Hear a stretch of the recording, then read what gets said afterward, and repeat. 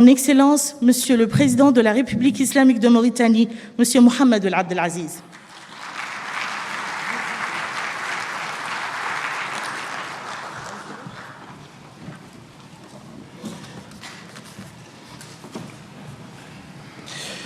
Bismillah ar-Rahman ar-Rahim, wa sallallahu ala ashraf al-mursalin.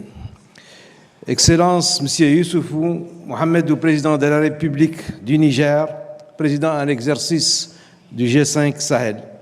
Excellence, Messieurs les chefs d'État et de gouvernement, Mesdames et Messieurs les représentants des pays et institutions partenaires du G5 Sahel, Mesdames et Messieurs les ministres, Monsieur le secrétaire permanent du G5 Sahel, Mesdames et Messieurs les représentants du secteur privé, distingués invités, Mesdames et Messieurs, je voudrais d'abord vous exprimer tout le plaisir que nous avons à vous accueillir aujourd'hui en Mauritanie et vous adresser nos sincères et chaleureux souhaits de bienvenue, tout en vous remerciant pour avoir fait le déplacement afin de participer à cette conférence de coordination avec les partenaires et bailleurs de fonds du G5 Sahel pour le financement du programme d'investissement prioritaire. Je voudrais aussi exprimer à mes frères, leurs excellences, messieurs les chefs d'État des pays du G5 Sahel, mes plus vifs remerciements pour l'honneur qu'ils nous font en organisant à Nouakchott la présente conférence. Tout comme je salue la forte présence parmi nous aujourd'hui de nos partenaires et bailleurs de fonds qui témoignent de l'intérêt qu'ils accordent à notre organisation. Excellences, Mesdames et Messieurs, créé à Nouakchott en 2014, le G5 Sahel a très vite réussi grâce à la force de votre engagement, Excellences, Messieurs les chefs d'État, à votre leadership et à votre volontarisme à mettre en place les dispositifs nécessaires à la coordination de nos efforts pour faire face à l'ampleur des défis sécuritaires et de développement auxquels fait face notre région sahélienne. Aujourd'hui, et nous nous en félicitons, la force conjointe du G5 Sahel est en train de se mettre en place. Le collège de défense est fonctionnel.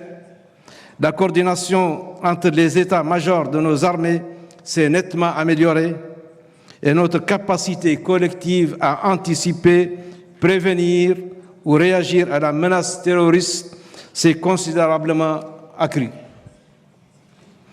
Tout cela a été obtenu grâce à la mutualisation de nos moyens, la mise en place,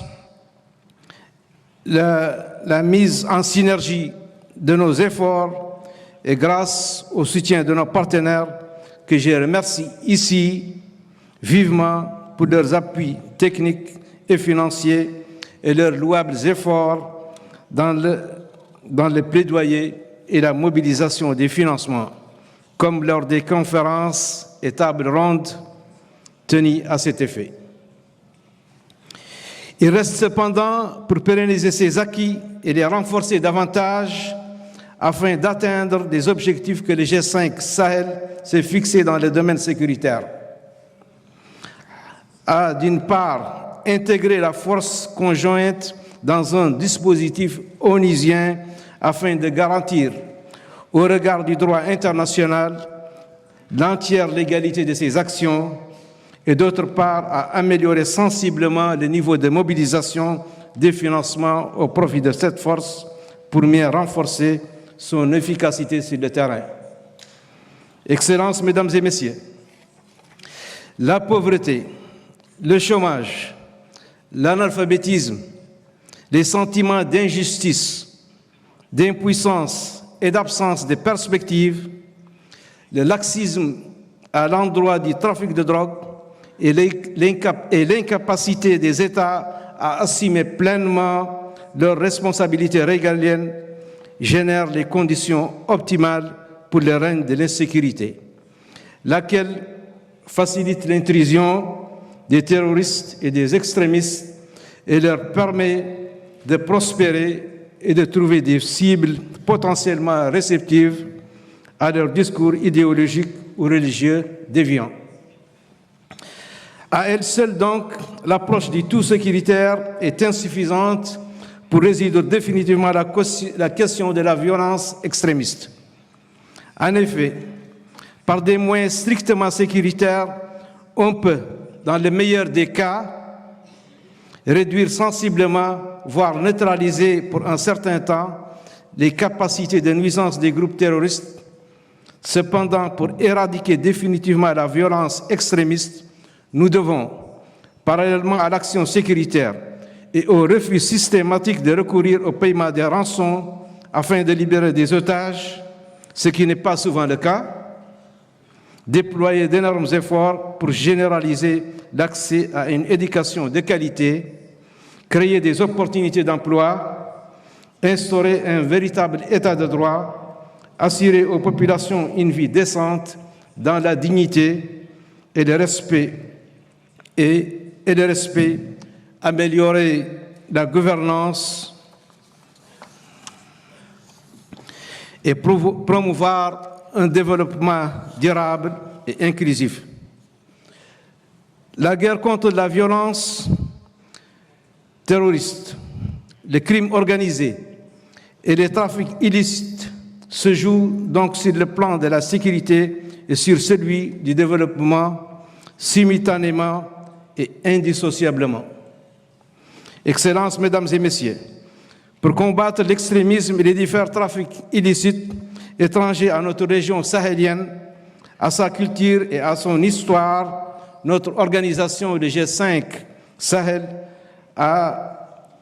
très rapidement élaboré un programme d'investissement prioritaire qui consacre une large part au développement. En effet, ce programme d'investissement prioritaire couvre, outre la sécurité et la défense, les infrastructures, la gouvernance, le développement et la résilience.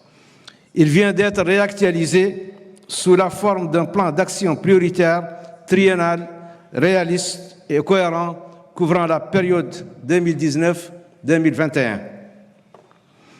Les actions qui y sont inscrites ont été choisies essentiellement en fonction de leur caractère transfrontalier, de leur faisabilité et de leur impact sur la sécurité, la croissance, l'expansion des marchés, la création d'emplois, la résilience des populations et l'amélioration de la gouvernance. L'importance de ce programme prioritaire montre tout l'enjeu de la présente conférence à laquelle je souhaite plein succès. Je demeure convaincu que les partenaires et les bailleurs de fonds du G5 Sahel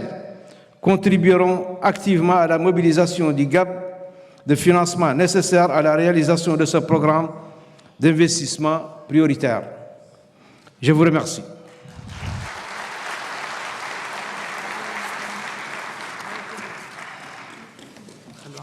Oui.